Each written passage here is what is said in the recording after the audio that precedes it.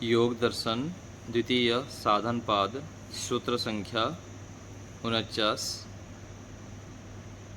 तस्मिन् सति श्वास प्रश्वासयोर गति विच्छेदः प्राणायामः। प्राणायाम की परिभाषा इस सूत्र में कह रहे हैं। पिछले सूत्र में हम आसन के विषय में विचार कर रहे थे। आसन कैसे सिद्ध हो, आसन सिद्ध होने पर लाभ क्या है, यह हम पिछले पाठ में विचार किए। आज प्राणायाम के विषय में विचार करेंगे। प्राणायाम किसे कहते हैं? शब्दार्थ है तस्मिन् आसन की सिद्धि सति हो जाने पर श्वास प्रश्वासयोः, श्वास की और प्रश्वास की गति विच्छेदः, गति को यथाशक्ति रोक देना प्राणायामः, प्राणायाम कहलाता है। सूत्रार्थ है आसन की सिद्धि हो जाने पर श्वास प्रश्वास की गति को रोक देना प्राणायाम कहलाता है। यह जो प्राणायाम रूपी क्रिया है यह साधक के लिए बहुत अधिक आवश्यक है। कितना आवश्यक है? बहुत अधिक मात्रा में। जितना भी हम देखते हैं आज योगाभ्यासी अथवा ऋषि दयानंद जी के जीवन में भी देखेंगे तो प्राणायाम की महत्ता बहुत अधिक रहा है। और आज भी कोई विशेष योगाभ्यास में गति करना चाहता है तो उसके लिए प्राणायाम अति आवश्यक है। ऋषि दयानंद जी भी प्राणायाम के विषय में बहुत बल दिए हैं कि प्राणायाम कम से कम 3 बार जो बाह्य प्राणायाम आदि है उसको करने के लिए बताए। क्योंकि ये जो प्राणायाम है इतना आवश्यक है,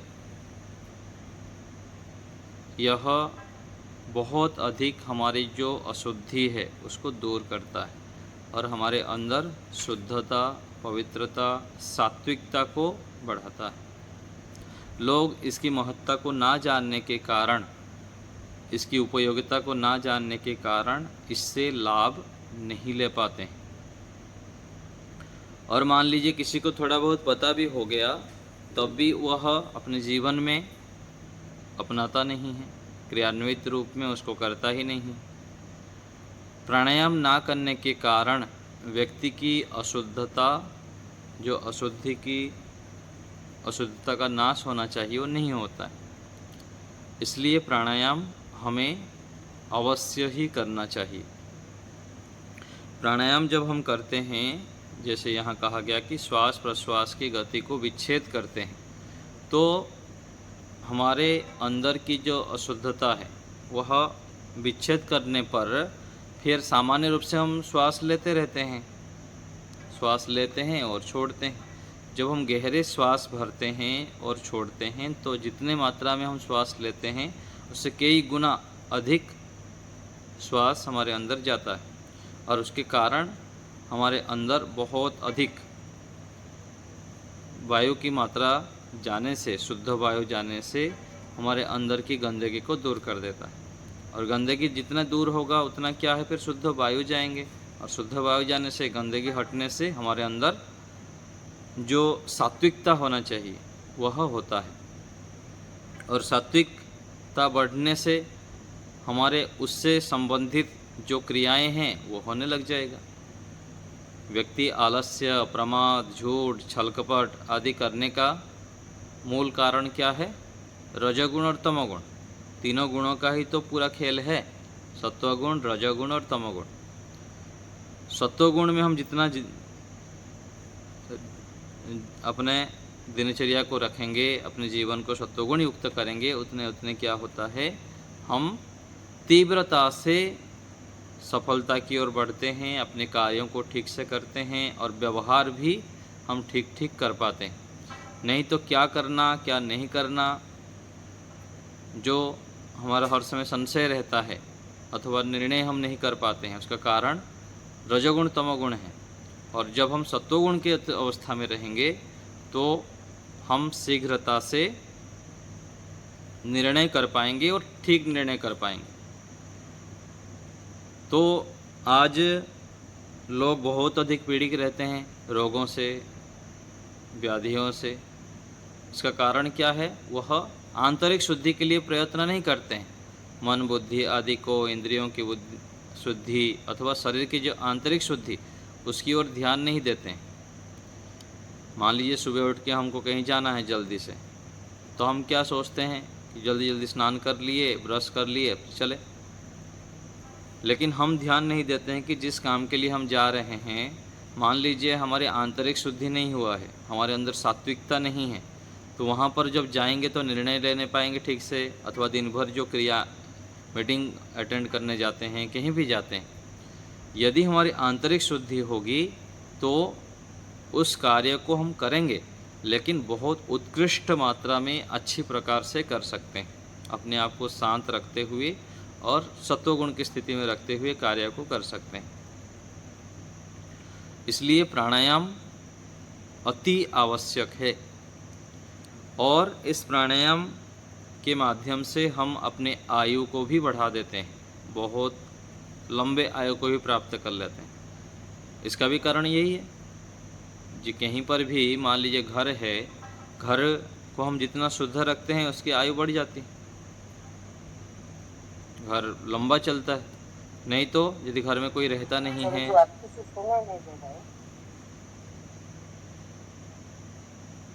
दूसरे को आ रहा है आवाज? आ रही है, ठीक है। तो कट रही है आवाज कट रही है, बीच में कट रही है।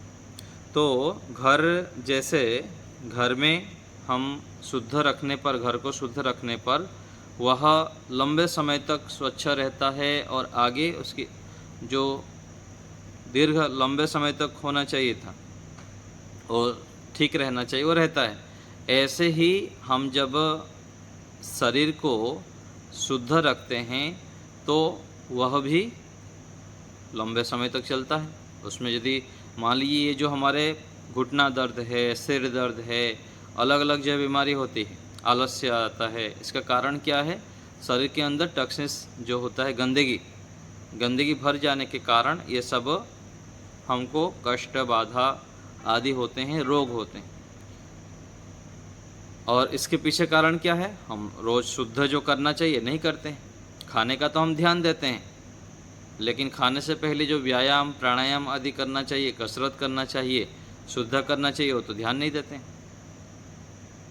व्यायाम किए हैं तब भी नाश्ता करेंगे, और व्यायाम नहीं किए हैं तब भी नाश्ता करेंगे। मान लीजिए किसी का आधा घंटा व्यायाम करने का नियम है, 1 घंटा नियम है, कोई 5 किलोमीटर दौड़ रहा है। जिस दिन 5 किलोमीटर दौड़ लगाया उस दिन भी 5 रोटी खाया, और जिस दिन दौड़ नहीं लगाया तब भी 5 रोटी खा लेगा। तो इसका क्या हुआ? इससे हमको क्या समझ में आ रहा है कि व्यायाम, प्राणायाम, कसरत के बिना हमको भोजन, नाश्ता और भी जो भी हम खाते हैं वो नहीं खाना चाहिए। ये क्या है? हराम की खाना है। इसको कहेंगे क्या है? बिना मेहनत की खाना है, क्योंकि ये हमारे लिए हानिकारक है। यदि हम व्यायाम नहीं कर रहे हैं, प्राणायाम नहीं कर रहे हैं, कोई मेहनत का काम नहीं किए, और ऊपर से गंदगी और भी डाल दिए उसमें, वो तो शुद्ध हुआ नहीं था, फिर हम उसमें और भी गंदगी डाल दिए, तो क्या हुआ? फिर उसमें बढ़ता रहता है, बढ़ता रहता है। जैसे घर के अंदर हम झाड़ू 1 दिन नहीं लगाए, 2 दिन नहीं लगाए, 3 दिन नहीं लगाए, तो 15 दिन 20 दिन बाद कैसे हो जाता?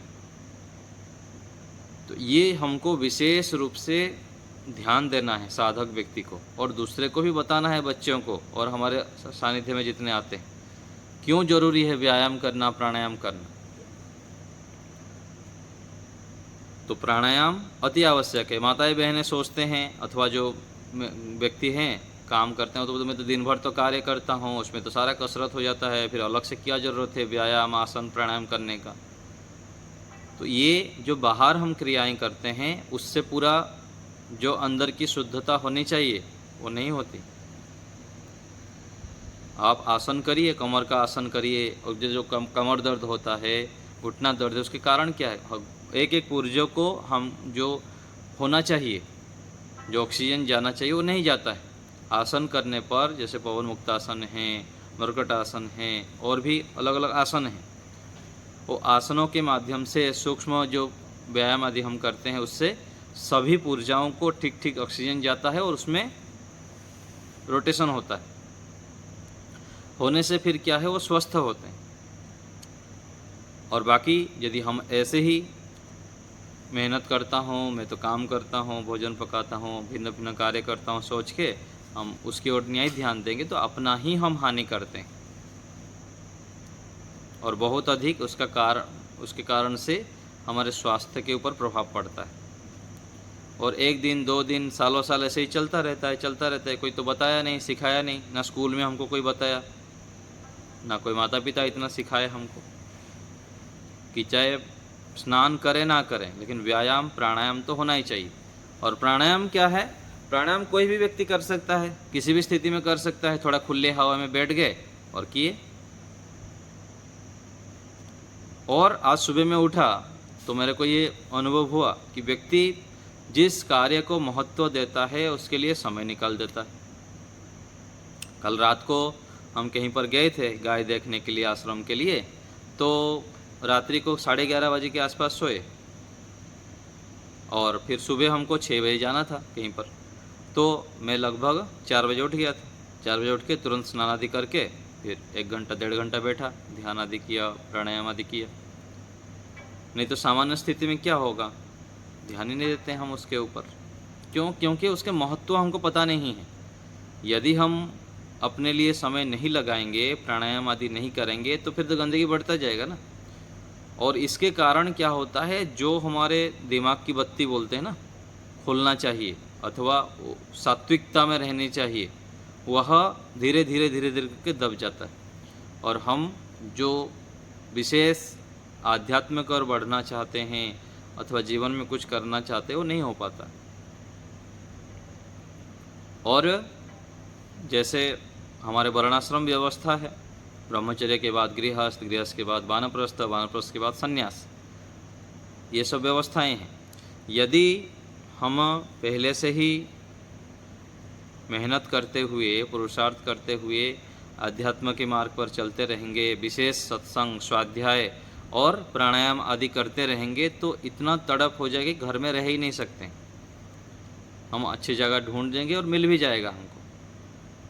और मान लीजिए घर में भी रहते हैं तब भी सांसारिक जो व्यवहार है उससे कट जाएंगे।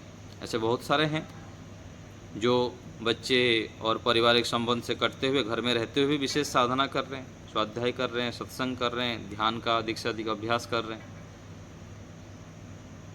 ये कब होगा? जब हमारे अंदर शुद्धता निरंतर बढ़ता जाता है। शुद्ध नहीं होंगे तो फिर जो बुद्ध होना चाहिए, बुद्ध अर्थात ज्ञान से युक्त होना चाहिए, वो नहीं हो पाता है। बुद्ध होना अर्थात हमारा ईश्वर में प्रीति हो जाए, ये सबसे बड़ी उन्नति की पैमाना है। बाकी सब तो है ही, जितने हम कार्य करते हैं, परोपकार करते हैं, सब कुछ है, लेकिन ईश्वर में हमारा कितनी प्रीति हो रही, ईश्वर को कितना हम स्मरण रख पाते हैं, ईश्वर के प्रति तड़प हमारे अंदर कितना हो पा रहा, यह हमें निरंतर देखना चाहिए आध्यात्मिक व्यक्ति को। और लौकिक व्यवहार में कितनी रुचि हो रही है, बातचीत करने में, गप्पे लगाने में, गोष्ठी करने में, और भी बहुत सारे जो लौकिक क्रियाएं हैं जो जिस जन्म से लेकर छोटे से आयु से करते ही आ रहे हैं, उसमें कितने रुचि हो रही है। यदि उसमें रुचि है अधिक, उसकी ओर हम समय लगाते हैं, ठीक है, व्यवहार, व्यापार, धंधा, नौकरी, जिम्मेदारियां जितने हैं वो तो निभाना ही पड़ेगा, संसार में रहते हैं तो। लेकिन साथ साथ समय, जब हम खाली समय रहते हैं, एकांत में बैठते हैं, मोबाइल पकड़ते हैं, क्या सोचते हैं, क्या देखते हैं, ये मुख्यता है। ये हमें विचार करना चाहिए, आत्मनिरीक्षण करना चाहिए। तो ये कब होगा जो बातें मैं कह रहा हूँ? ये एकांत में जब हम बैठेंगे, ईश्वर के प्रति तड़प, सुबह उठते हैं तो आँख खोलते ही क्या विचार हो रहे हैं, आँख खोल के जो हम आगे क्रियाएं करते हैं उसमें हमारे किस प्रकार से विचार हो रहे हैं, रात को सोने से पहले हम क्या सोच रहे हैं, सुबह से लेकर रात तक हम कितने ईश्वर से संबंधित समय लगाए, ये मुख्य उन्नति की पैमाना है, इसको हमको देखना चाहिए। ये सब क्या होगा, प्राणायाम करने से लाभ होता है। जो भी हमारे आध्यात्मिक क्रियाओं के साथ साथ प्राणायाम जब करते हैं, प्राणायाम का अभ्यास करके देखिए और उसको बढ़ाइए समय। 3 प्राणायाम करते तो 3 ही करना, ऐसा नहीं है। 5 करिए, 7 करिए, 11 करिए, 21 करिए। लोग कितने बार बहानाबाजी कर देंगे, गर्मी का दिन है, ये है, वो है, ऐसे होता है, वैसे होता है। लोग बहानाबाजी करते करते ठीक से करते ही नहीं। समय लगाइए प्राणायाम में, देखिए कैसे चमत्कार होता है। प्राणायाम करने से बहुत अधिक हमारे अंदर शुद्धता उत्पन्न होती है और शुद्ध होने से हमारे ज्ञान का स्तर निरंतर बढ़ता है। बहुत अधिक हम सक्रिय हो जाते हैं आध्यात्मिक मार्ग पर बढ़ने के लिए और ईश्वर से संबंधित आत्मा, परमात्मा, पुनर्जन्म, पूर्वजन्म आदि आदि विषय पर और व्यवहार से संबंधित भी सूक्ष्म जो क्रियाएं हम करते हैं वो जान लेते हैं। तो प्राणायाम को हमें अवश्य ही महत्व देना चाहिए। प्राणायाम प्रत्येक दिन करना चाहिए, अवश्य ही करना चाहिए। इसको कभी भी ढीला मत छोड़िए, इसको सामान्य मत मानिए। मान लीजिए हम बाह्य प्राणायाम नहीं कर पाते हैं तो जो श्वसन क्रियाएं हैं, कपालभाति, अनुलोम विलोम आदि है, इसको भी कर सकते हैं स्वास्थ्य के लिए। ध्यान के समय में हम जब करते हैं वो तो चलो हम बाह्य प्राणायाम का अभ्यास करते हैं और उस समय भी उसका समय भी बढ़ा सकते हैं। प्राणायाम उसको 3 बार, 5 बार, 7 बार भी कर सकते हैं। और अलग से भी यदि हम श्वसन क्रिया आदि करते हैं स्वास्थ्य की दृष्टि से, उसको अधिक समय तक कर सकते हैं। उससे भी स्वास्थ्य ठीक रहेगा और बहुत अच्छे परिणाम भी होता है। वैज्ञानिक ढंग से उसको परीक्षण भी कर दिया गया है, करोड़ों लोगों के ऊपर उसका परिणाम भी दिखाई देता है प्रत्यक्ष रूप में। तो इसलिए जैसे हमारी रुचि है, हम यदि बोलेंगे कि वो तो अवैदिक है और वो तो प्राणायाम ही नहीं है, ऐसे सोच के छोड़ देंगे और इसको भी नहीं करेंगे। आज क्या होता है, आध्यात्मिक व्यक्ति देखिए जितने मंदिर जाते हैं अथवा अलग अलग प्रकार से भगवान को मानते हैं, उन लोग के अंदर जो श्रद्धा होनी चाहिए, भक्ति होनी चाहिए, जो समय लगाते हैं, हम उनको बोलेंगे ये तो नास्तिक है, वो पौराणिक है, ऐसे ऐसे बोल के उसको ये करेंगे। और अपना जो आर्य समाज में बताया गया है, वेदों में बताया गया है, ना संध्या करते हैं, ना प्राणायाम करेंगे, ना सत्संग करेंगे, उसके तुलना में कुछ भी नहीं करेंगे और उसका खंडन करते रहेंगे। तो क्या लाभ है? यदि हम जो जिस मान्यता को मानते हैं उसको करके उससे आगे यदि बढ़ रहे हैं तो उसका खंडन करने का हमारा हक है। अथवा ये यदि करते हैं तो उनको खंडन क्या करना, उनको प्रेम से व्यवहार करना है और धीरे धीरे अपने ओर लाना है। खंडन करके और भी दूर कर देना, ये तो बुद्धिमत्ता नहीं। ऐसे ही प्राणायाम के विषय में बहुत सारे ऐसे मिल जाएंगे, अपने आप को आर्य समाजी कहेंगे, वैदिक मान्यता बोलेंगे ये तो अवैदिक है, ये तो प्राणायाम ही नहीं है, उसको लेके तर्क कुतर्क बहुत सारा करते रहेंगे। वे करो तो सही, कुछ ना कुछ वो करेंगे भी नहीं इधर, और उनके आचरण में भी वो दिखता नहीं। तो जो भी अच्छा मानते हैं, जिसको भी ठीक मानते हैं, उसको करें, तब जाके उससे लाभ होता है। तो हमें प्राणायाम को सामान्य नहीं मानना है, विशेष एक क्रिया मानते हुए आध्यात्म मार्ग पर प्रगति के लिए, गति के लिए आवश्यक है मानकर प्रत्येक दिन प्राणायाम करना चाहिए। और आप देखिए 6 महीना 1 साल करके स्वास्थ्य के ऊपर भी आपको परिणाम दिखेगा और अपने ज्ञान के स्तर पर भी आपको परिणाम दिखेगा। चलिए पुस्तक में आते हैं। योगार्थ प्रकाश इस सूत्र में प्राणायाम की परिभाषा बतलाई है। आसन के सिद्ध हो जाने पर श्वास प्रश्वास की गति को रोक देना प्राणायाम है। बाहर के वायु को अंदर ले लेना श्वास है। अंदर के वायु को बाहर निकाल देना प्रश्वास है। इन दोनों की गति को यथाशक्ति रोक देना प्राणायाम है। तो श्वास प्रश्वास की गति को यथाशक्ति रोक देना क्या है? प्राणायाम है। अंदर रोक देना भी प्राणायाम है और बाहर भी रोक देना।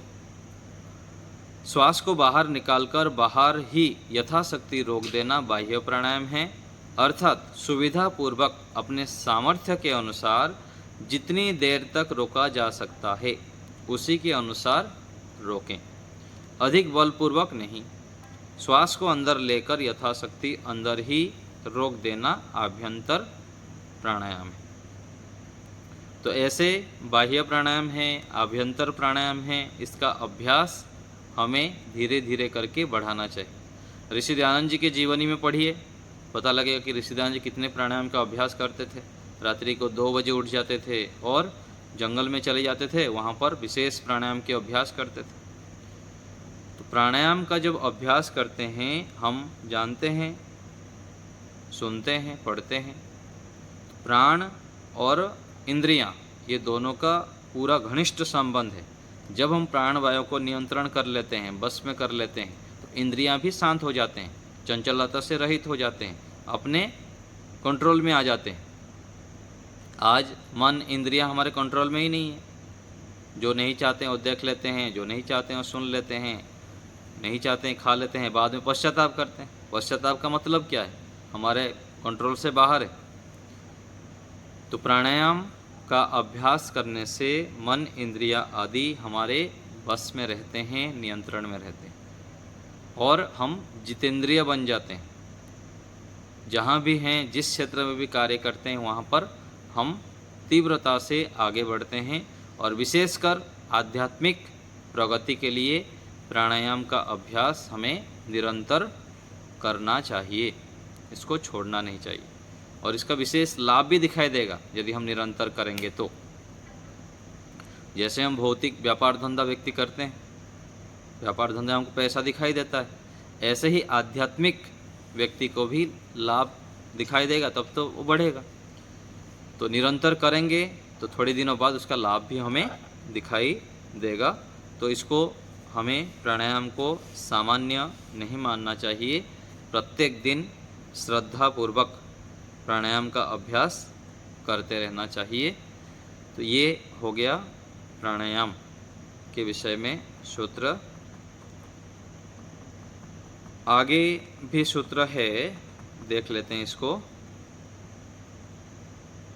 थोड़ा लंबा है।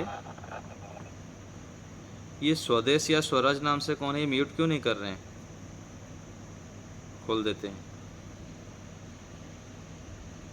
हाँ, तो आगे देख लेते हैं एक सूत्र और।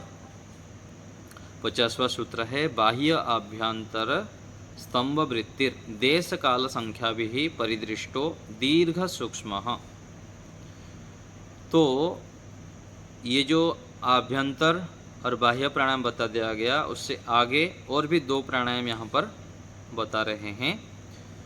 सूत्रार्थ देखिए,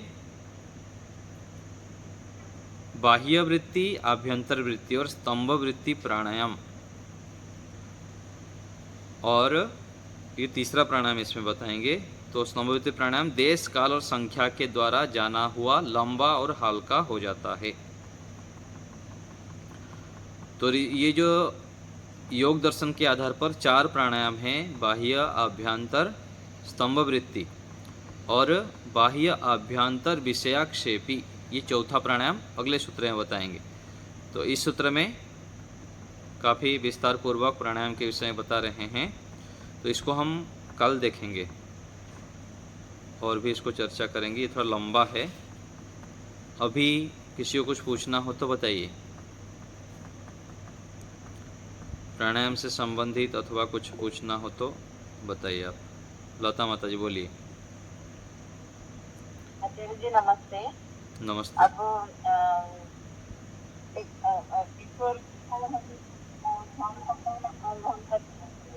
ये प्राणायाम भी मिला सकते हैं ना, मतलब श्वास को ये करना, ओम का उच्चारण करते वक्त तो श्वास को लेकर भी करना पड़ता है, तो हम ये दोनों मिला सकते हैं, मतलब ध्यान में प्राणायाम भी कर मिला सकते हैं क्या? हाँ, ध्यान में तो वो तो होता ही है साथ साथ, लेकिन विशेष इसके लिए भी समय देना चाहिए। जितना हम शॉर्टकट करेंगे अथवा कॉम्प्रोमाइज़ करेंगे उतना लाभ हमको कम मिलेगा। श्वास लेके, गहरी श्वास लेके हम ओम का उच्चारण करते हैं तो वो तो होता ही है प्राणायाम, उसमें गहरी श्वास जा रहा है। लेकिन विशेष जिस चीज़ को हम ध्यान देते हैं, उसको लाभ को समझते हैं, उसमें समय लगाते हैं, तो उसका परिणाम फिर आएगा। वो तो है ही। वो यदि आप उद्गीत कर रहे हैं, भ्रामरी कर रहे हैं, उसमें भी तो हो रहा है, श्वास ले रहे हैं, लेकिन अलग से भी इसको हम महत्व दें और समय लगाएं तो विशेष लाभ होगा। ठीक है ना? जैसे जब हम ध्यान करते हैं तो कुछ मतलब वो क्या हमारे नासिका के ऊपर के जो ये करते हैं उधर, या तो मथा के जो दोनों भ्रूलता के मध्य में, ऐसा कुछ उसका नियम है क्या आचार्य? नहीं, ऐसे कुछ नियम नहीं है। ध्यान का देखिए मुख्य जो प्रयोजन है, ध्यान मतलब ज्ञान की तारतम्यता। ऋषियों के अनुसार लोग अलग अलग मान्यता बना रखे हैं, यहाँ केंद्रित करेंगे, यहाँ प्रकाश हो रहा है और दिव्य ज्योति दिख रहा है, पूरा अलग अलग क्या क्या मान्यता सब बना रखे हैं, उसके आधार पर कल्पनाएं करते रहते हैं। ये तो केवल धारणा केंद्र है। मन यदि इधर उधर भाग रहा है तो मन को यहाँ लाके केवल स्थान विशेष में केंद्रित करना थोड़ी देर के लिए। फिर उसके आगे आगे क्या करना है? ईश्वर से संबंधित ज्ञान को निरंतर चलाना है। ईश्वर के विषय में जैसे वेदों में कहा गया है, दर्शन आदि उपनिषद आदि में जो भी बताया गया है, ऋषियों के ग्रंथ में जो भी बताया गया है ईश्वर के विषय में, उसको आगे चलाना है निरंतर, कि परमात्मा इतने महान हैं, इतने गुणों से युक्त हैं, ये कार्य कर रहे हैं। फिर ऐसे आगे बढ़ते बढ़ते बढ़ते फिर व्यक्ति शांत हो जाता है, पूरा मतलब सरेंडर हो जाता है, समर्पित हो जाता है। फिर जब समर्पित हो जाते हैं, पूरा इतने महान, इतने कहते ना, कोई व्यक्ति के बहुत सारे गुण हैं, बहुत सारे गुण हैं, बोलते बोलते बोलते हम थक जाते हैं। फिर क्या होता है, उसकी महानता के सामने हम समर्पित हो जाते हैं। प्रभु आप ही आप हैं, आप मेरे ऊपर कृपा कीजिए। ऐसे करके हम धीरे धीरे जब आगे बढ़ते हैं, उनके गुणों को वर्णन करते जाते हैं, फिर शांत हो जाते हैं। और शांत हुए मतलब क्या है, उनको समर्पित होकर ज्ञान भी चल रहा है, ना कि केवल अंधेरा पर बैठे हुए हैं। लोग घंटों घंटों बैठे रहते हैं ध्यान में, आँख बंद कर दिए, वो अलग अलग ध्यान की प्रक्रिया सिखाते हैं, कुछ भी सोचो मत, केवल अंधेरा करके बैठे ही रहो।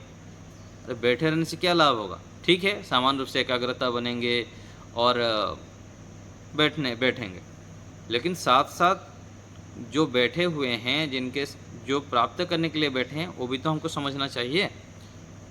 जब हम परमात्मा को समर्पित हो जाते हैं, उनके सामने बैठते हैं कि ईश्वर मेरे साथ हैं, उनके सानिध्य में बैठा हुआ हूँ और उनके गुणों को मैं धारण कर रहा हूँ, इस भावना से जो बैठते हैं तो फिर गुण हमारे अंदर आता है।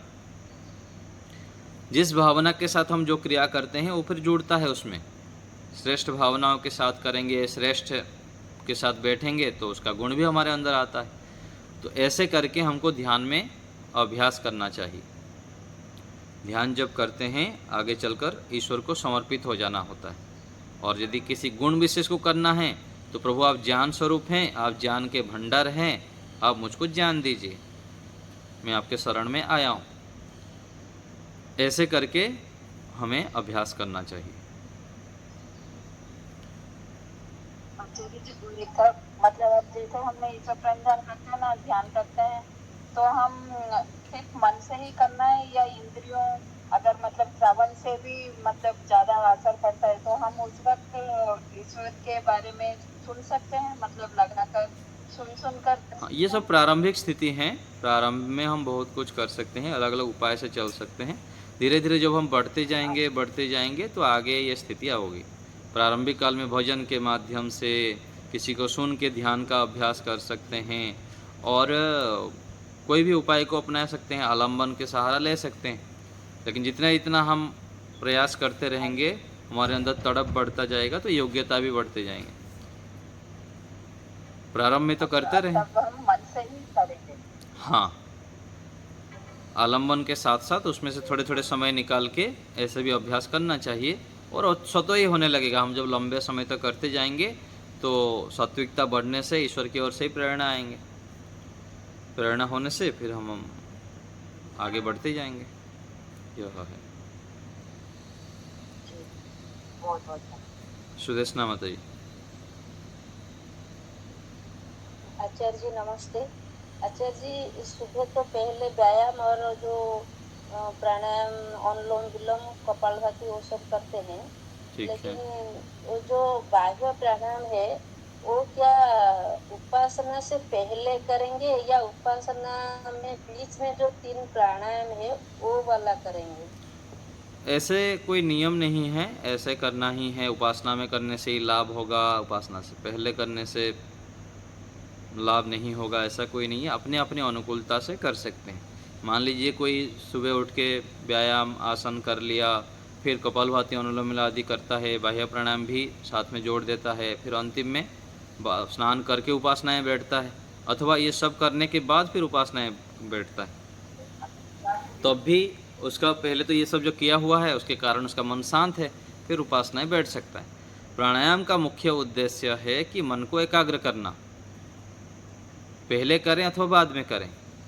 प्राणायाम करने के बाद क्या होता है, प्राण वायु जब शुद्ध वायु जाता है, जाने से फिर हम शुद्ध हो जाने से मन भी शांत हो जाता है।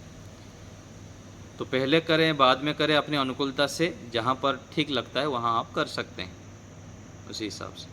यदि उपासना के बीच में करने से आपको लाभ दिख रहा है और आचार्य जी तो कर जब सकते। प्राणायाम करके जो वायु को बाहर फेंक देंगे तब जो जो उस वक्त तो ओम का ध्यान करेंगे या गायत्री मंत्र का ध्यान करने से अच्छा रहेगा?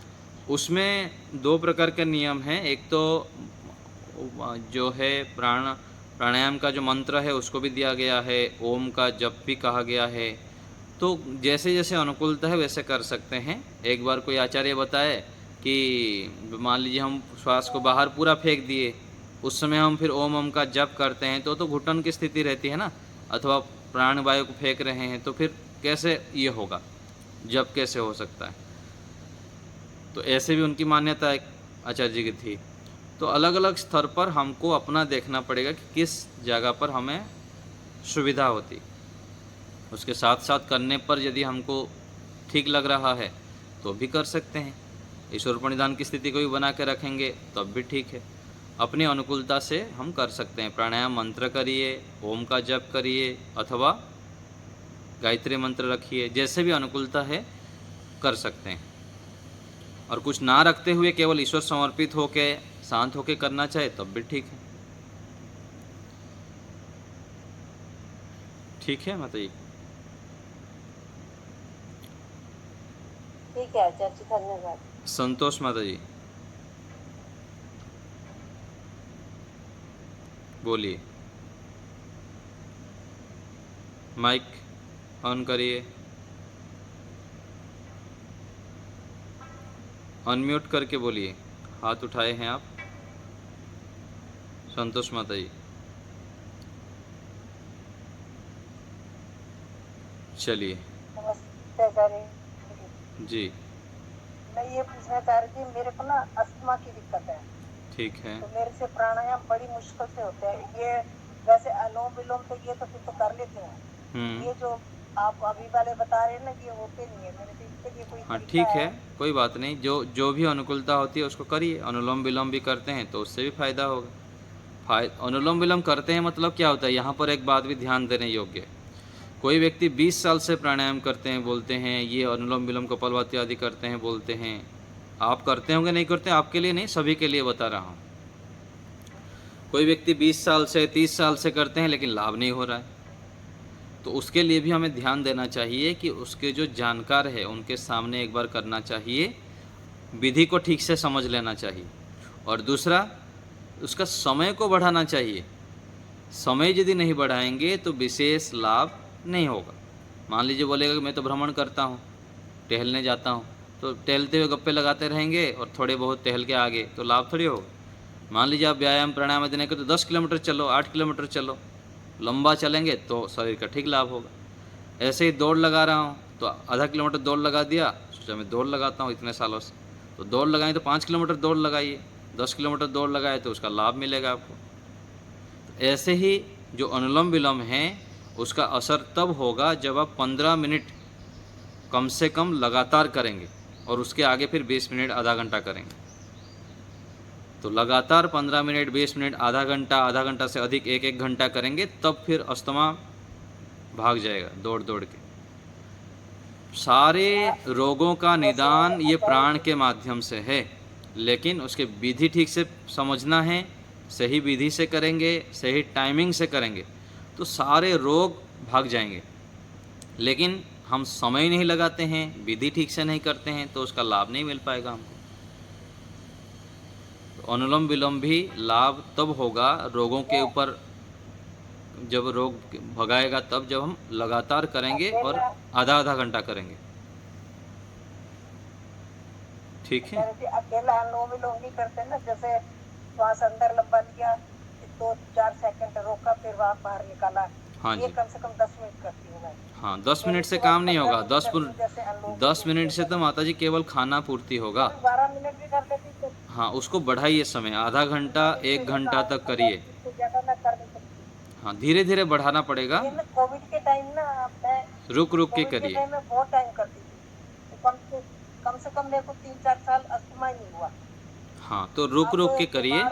यदि एकाएक भी नहीं कर पाते हैं, एकाएक समय नहीं लगा पाते हैं, तो रुक रुक के करिए। 5-5 मिनट भी करिए, लेकिन रुक के फिर 5 मिनट करिए, फिर रुक के फिर 5 मिनट करिए, लेकिन लंबा करना पड़ेगा। तब जाके क्या होगा, विशेष हमारे शरीर के अंदर जो हीलिंग बोलते हैं ना, पूरा जो परिवर्तन जो होना चाहिए वो लगातार करने पर, लंबा करने पर होगा।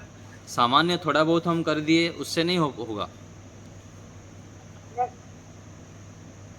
ठीक है ना। 3-4 बार कर सकते हैं। हाँ 3-4 बार क्यों, 10 बार भी कर सकते हैं, 20 बार भी कर सकते हैं, लेकिन रुक रुक के करिए। यदि आपका शारीरिक सामर्थ्य नहीं है तो बैठ के नहीं कर पाते हैं नीचे, तो कुर्सी पे बैठ कर करिए। कुर्सी पे बैठ के नहीं कर पाते तो लेट के भी करिए, लेकिन करना पड़ेगा। ये जो प्राण वायु है, ये जो विद्या है, प्राण विद्या है, ये बहुत अधिक, इतना महत्वपूर्ण है, आप कल्पना नहीं कर पाएंगे। हमारे कल्पना से बाहर है, इतना लाभ होता है इस क्रियाओं में। ऐसे ही करोड़ों लोग नहीं कर रहे हैं, अथवा ऋषियों ने वर्णन नहीं कर रहे हैं कि प्राणायाम की इतना लाभ व्यक्ति का जीवन परिवर्तन कर देता है, इतना लाभ होता है। क्योंकि सभी दोषों का, रोगों का, कष्टों का जो कारण है क्या है, अशुद्धि है। और इस प्राणायाम के माध्यम से हम विशेष शुद्धता को प्राप्त कर पाते हैं, इसलिए इसका अभ्यास करना ही चाहिए प्रत्येक दिन। सविता माता जी। आचार्य जी, आप आ नहीं रहे क्या विवेकानंद जी के प्रोग्राम में आज हमारे यहाँ? नहीं आया हूँ, मैं यहाँ पर हूँ, कुछ काम है आश्रम आचार्य में। जी, आश्रम में हूँ माता जी मैं। आचार्य जी नमस्ते। नमस्ते माता जी। आप आ नहीं रहे क्या आचार्य जी विवेकानंद जी के प्रोग्राम में? नहीं आ रहा हूँ मैं आश्रम में हूँ। ठीक नहीं आ है रहे? ना। और कोई बात किसी को पूछना हो तो बताइए। ठीक है, तो यहीं आज रखते हैं। आवाज कट हो जाती।